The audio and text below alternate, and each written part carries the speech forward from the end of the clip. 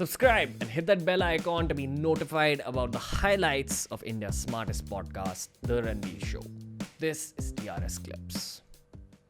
What's happening in the world right now? And let's begin with how the world is perceiving India. I know that economically, from a business perspective, everyone's like, yo, big population, starting to earn money.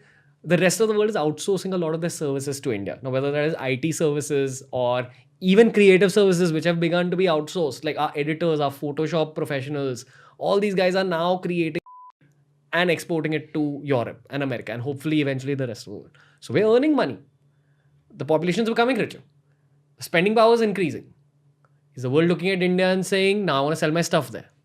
And what else? Essentially, the world is looking at India as a great big country full of digital coolies. We exchange our time and labor for a little bit of money, and the intellectual property, the ownership, stays with the West. Let's say you have a studio which is good in graphics design and all that. We are making special effects for Hollywood, but they are making the money out of it. We are just getting a small piece of it. We are getting a salary. They are making the big profits. We are exchanging our time, energy, labor, etc. for a little bit of money. And we are building the West. We are building it. So the climate in India is not right as of now for entrepreneurship, for people to create their own ideas and all. Don't you think there are hundreds of Elon Musks, potential Elon Musks, Bill Gates, etc. in India?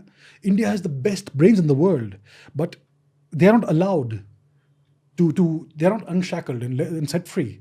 Because let's say I have a great idea and I want to create the next Google or next Facebook. Where will I get the resources for that? Where will I get the capital for that?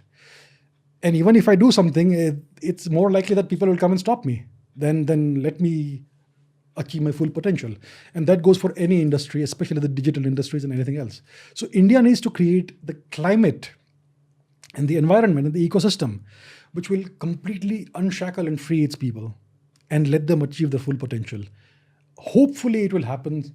Maybe it's in process, but we have still not reached there. It'll happen when entrepreneurs enter politics. Maybe, hopefully, yes. That's what I strongly believe, because I feel like America's core is entrepreneurial, and that's why they are where they are.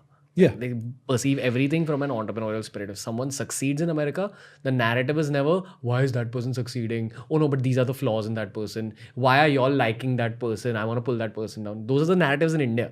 That whole theory about, have you heard of the theory of the crab shop? Basically, the theory says that there were crabs brought from different countries, and each country's crabs were put into different baskets. Mm-hmm. Okay? And one of the baskets was left open. So a customer enters the shop and asks the shopkeeper, why have you left that box open? Won't you see crab, won't some of the crabs escape? And he says, oh, that box? No, don't worry about that box. That's that's the Indian crab box. If one guy tries going out, the other ones pull it down. Oh, okay. That's a bad mentality. Probably of the last 100 years. I'm not saying it's cultural. It's just of the last 100 years. It's because of the circumstances of the past 70 years. Because it's always been over the past 70 years, the government and the bureaucrats, etc., have imposed an artificial culture of scarcity. So you just stand in line for hours for a simple thing. Yeah. So then you have to do some jugaad and get ahead of the others. Yeah. So that's why it has become like this. Indians are culturally very different. Indians who live in other countries never behave like this. It's only in India. So it's not a cultural trait. It's because of the circumstances. Social manipulation. Yeah. Social engineering. Contrary to the American crab basket, America, the culture is if someone does well, if there's a Michael Jordan, if there is a Jeff Bezos, you say, that guy killed it, we're going to take inspiration from him. Yes. Even if Jeff Bezos is your closest competitor, you'll never look at him as, I'm going to bring him down. That happens in India. It happens so much on YouTube. If someone's doing well, other YouTubers want to pull them down. Really? But it never happens in America. Yeah. Where they look at other YouTubers, nobody makes diss videos. Nobody makes, oh, this one's doing this wrong. People make things like, okay, that's what we can learn from them. People take inspiration in America. I think that's a highlight of American culture. And there's a lot of narratives about America haters. Lots of people want America to kind of drown because everyone wants to see the top dog losing. When you were a kid and you were watching WWE, WWF, you saw the champion. If the champion's a champion for too long, you get bored seeing that person. True, yes. So same with sports. You don't want to see Indians win every IPL season. So people want America to lose without understanding that, all these futuristic technologies we speak of, artificial intelligence, biohacking are all being developed in Silicon Valley, in San Francisco, in California, in America. So even the next wave of money is going to go there because that's the entrepreneurial part of the world. And unless India changes, have you heard of this? That many startups, when they incorporate in India, they choose to Singapore. Yeah, they choose Singapore as their base. Precisely. What is this logic? Explain this logic, and then Well, in India, there are lots of unspoken taxes and things like that. So once you become successful, once you come in the public eye, you will have to shell out more, underhand, etc. I'm just speculating. I'm not naming anybody. But these are some of the problems which make it impossible for you to run a successful, profitable business in this country. And that's why it's always safer if you incorporate your company in Singapore or somewhere else offshore and then do business here. Yeah, I believe Flipkart's also incorporated in True. Singapore. Yes. And many of the big ones you hear of, many of them are incorporated in Singapore for Isn't that a reason. crying shame? Yeah. So these are the things that are holding this country back. It's all artificial. We need to unchain this country and unleash the full potential of these people. Look at the Chinese. They are copying the American system. They are creating Silicon Valleys in China, lots of them. Why can't we have our own Silicon Valleys here? It's not like we don't have enough people. It's not like our people are stupid. We have the best people who are working over there in Silicon Valley, and they are building Silicon Valley there. Look at all the CEOs, all the tech CEOs, Satya Nadella, Sundar Pichai, etc. And there are so many small entrepreneurs also, medium size and all that. Silicon Valley is run by India, it's staffed by Indians, and yet it's American. So imagine all those brains if they were to come back to India, or if the future brain drain prospects would not go there and instead do something here and create things over here. This country would be changed overnight within 20 years, within a single generation. I also think Indians have a very low sense of self-worth on an average. Like they think, oh no, our country is not good enough, things like that. But again, that's social engineering that's happened because of British Raj for like 200 years. Our textbooks were changed. Our systems were changed. Our systems were a little basically, imagine that we were slaves. The British had put chains around our neck. But when they removed the chains, they also cut off some fingers. They said that, oh, now just go do your thing. That's what's happening. And over the last 100 years, we have to grow back those fingers. Absolutely. Through podcasts, I hope. But what do you have to say about that? Like, so in terms of social engineering, just to highlight some examples. We just finished a great Hindi podcast where you highlighted social engineering. Just some examples of how social engineering has kind of affected this country. So social engineering is changing how you perceive yourself as an individual and as a society. So that is done using influential triggers, your textbooks, what you study in school, the media and the narrative that they put forth, and things like that. So India essentially sees itself through British eyes only today. Even though the British have left 70 years ago, their structures, the structures they put in place, the institutions they put in place, the textbooks they put in place, the bureaucracy they put in place, everything is still in place. Nothing has changed. Even our constitution is a foreign constitution. It is copy-pasted from various places in the West. Our laws are still the British laws with some little embellishments here and there, which we have added later on. So we are still run as a country as if the British were still ruling us. And because of this, Indians have a very low sense of self-worth. They don't know their true history, how great this civilization actually is. And unless you have a sense of self-worth, you will not have the confidence to take on the world. And that's what you see in Indians everywhere. I've seen Indians who go abroad and they are like, oh my goodness, everybody is greater than me, everybody is better, etc.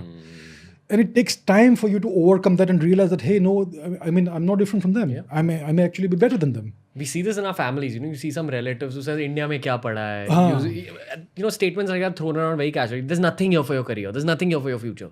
It's not true. It's not true at all. Lots of opportunity here, which, your parents don't tell you, your relatives don't tell you. I've seen so much of that. I think on a very personal level, as a 22-year-old, I had to overcome all that. Like lots of relatives tell me not to stay here anymore. I'm like, no, wait, there is something here. I feel like you guys don't know. And it was the correct call. You un-engineer yourself. You unlearn a lot of shit. Absolutely. And I don't blame those two generations because they were brought up in a certain way. It's not their fault. Which year you born in? 76. 76. So you've seen the 80s. I have seen the 80s. I have seen the Doordarshan era and all that. So Yeah. I know how bad it was. Yeah. There was a time when India was like North Korea. We did not know anything that's happening outside the country. Now, I had the advantage of growing up for a few years in Europe. So I saw a whole different world. And when I came back to India, I was appalled at the condition of this country. So I was there during a few years of my formative time as a child. So when I came to India, I had a different perspective and I I was appalled to see the condition this country is in. And it's all imposed artificially. So now things are changing. I think everything is changing. You are a great sports fan. You've seen cricket, right? So in the 90s, Indian cricketers were so diffident. They lacked self-confidence. Today's Indian cricketers are a whole different breed. They will steamroll even the Australians. The attitude has changed. Even the physicality has changed. Indians could not bowl fast until the 2000s. And with the best fast bowling unit. And today we have a whole bunch of fast bowlers who are tearing at the leash. So India has changed beyond belief, but it has still a long way to go. And we need to empower the people of this country. This country has unlimited energy and potential. So I see a great future for India, provided the right policies are implemented. Do you see that happening? It's happening a little slowly. See, there are two kinds of modes of change in the country: reforms or revolution. Reforms happen gradually, step by step. It's placed one thing at a time. It's a phased deployment. Revolutions are overnight, but revolutions are explosive. They are violent, and they often cause much more damage than the good they do. So I do not want a revolution in this country. I want good, rapid, focused change. And that will happen when you first reform the institutions like the bureaucracy, etc., who impede change at every cost. The bureaucracy is an institution that resists change at any cost at all. It doesn't want change. It wants inertia. It wants things to stay the same. And in this country today, a bureaucrat has a job for life. An educationist has a job for life. Once you're a government employee, nobody can ever fire you. That is ridiculous. So it leaves no space for performers. There is no merit. You are given promotions based on your seniority, not based on your performance. And India has one of the smallest diplomatic corps in the world. India has a sum total of 1,700 diplomats. Singapore has more diplomats than India. How will you engage with the world as a major power with this minuscule diplomatic corps? So India needs to start thinking differently. It needs to start thinking big. It needs to see itself as a major player on the world stage. Our economy is already at a very significant stature. We are among the top 5 economies in the world. But we are obsessed with soft power, and we ignore hard power to our peril. What is the soft power, hard power? That's a good question.